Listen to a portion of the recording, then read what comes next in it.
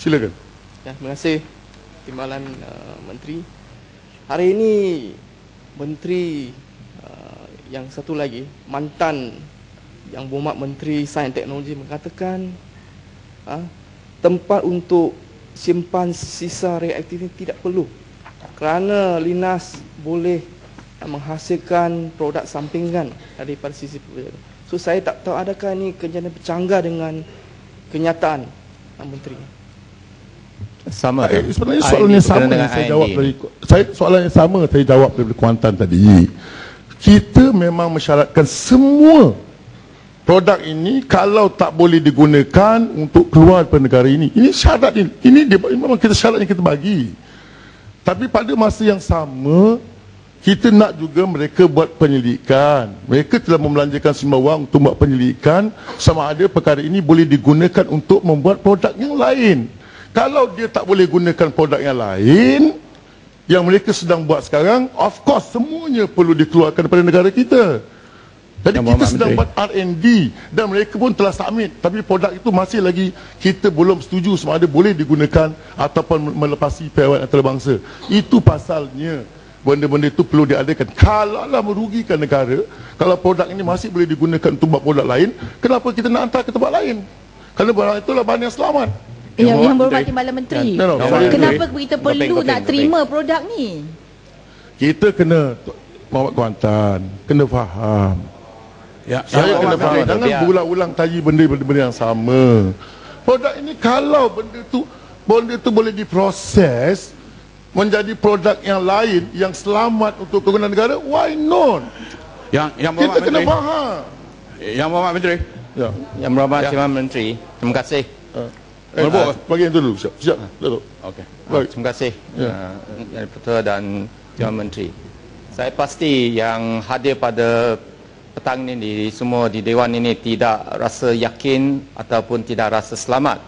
Sekiranya kita biarkan benda yang bakal toksik itu masih tertinggal di tanah air, sedangkan kita menunggu keputusan R&D yang mungkin ambil masa 5 tahun, 10 tahun, 20 tahun ataupun mungkin selama-lamanya pun tidak ada sebarang hasil yang akan ada selepas R&D ini. Bukankah lebih baik kalau buat sementara waktu kita keluarkan hasil itu keluar daripada tanah air dan sementara kita menunggu keputusan R&D. Sekiranya keputusan R&D itu membolehkan hasil itu digunakan di tanah air, dan baru kita membenarkan benda toksik itu, sisa itu ditinggalkan.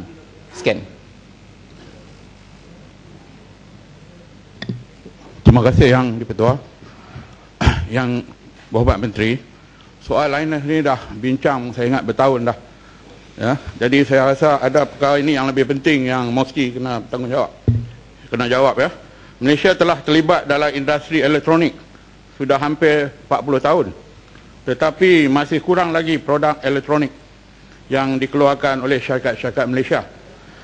Jadi mengikut pengurusi Malaysian American Electronic Association, didapati syarikat elektronik Malaysia kurang menghasilkan produk sebab kurangnya aktiviti design and development. Jadi saya ingin tahu sejauh manakah pihak MOSTI mengambil inisiatif bagi meningkatkan aktiviti design and development. Dan saya juga ingin tahu sejauh manakah kejayaan MIMOS dalam soal ini sejak ia ditubuhkan. Menteri, terima kasih. Siap, boleh. Menteri, saya agak terkejut dengan kenyataan Menteri. Selama ini kerajaan memberi kerajaan selalunya katakan semua sisa akan dipindah keluar daripada Malaysia, hantar balik ke Australia.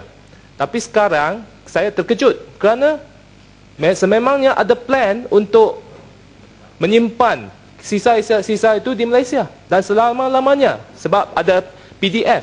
Jadi saya mahu rakyat di luar dengar sekarang, mereka mahu Linus ditutup sama sekali, bukan nak tinggalkan proses hantar keluar, bina PDF, buat R&D, bukan, ini semua bukan. Sebab kita mahu rakyat di luar, mahu ini terus ditutup sama sekali. YB, saya dah kata tadi, saya dah jawab tadi, saya kata PDF ini untuk dilengkapkan proses kalau R&D kita berjaya. Jangan sampai R&D kita dah berjaya baru kita nak buat di facilities.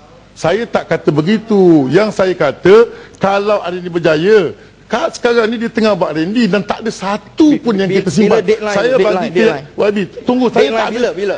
Saya tak habis bercakap. Tarik. YB, tunggu tu. Saya akan bagi laluan. Tunggu, bagi saya cakap. Bukan roti canai bagi lah. saya jawab. Tuan YB tanya benda yang berulang-ulang. Biar saya terangkan. Yang Berhormat Menteri, ya. Kalau perkara itu sudah dijawab, saya dengar tadi perkara Menteri telah menjawab pun. Ya, okey. Kalau sudah jawab, tak payah lagi jawab. Okay, terima kasih. Dan kalau ahli-ahli yang berhormat tidak boleh bekerja sama dengan saya akan guna kuasa saya di bawah Peraturan Mesyuarat 37.2, di mana saya tidak benarkan lagi pencelahan kalau saya dapati bahwa masa tidak mengizinkan. Sekarang saya dapati masa tidak mengizinkan. Saya tidak mau bersahur di parlemen. Saya mohon kerjasama semua. Sila Menteri.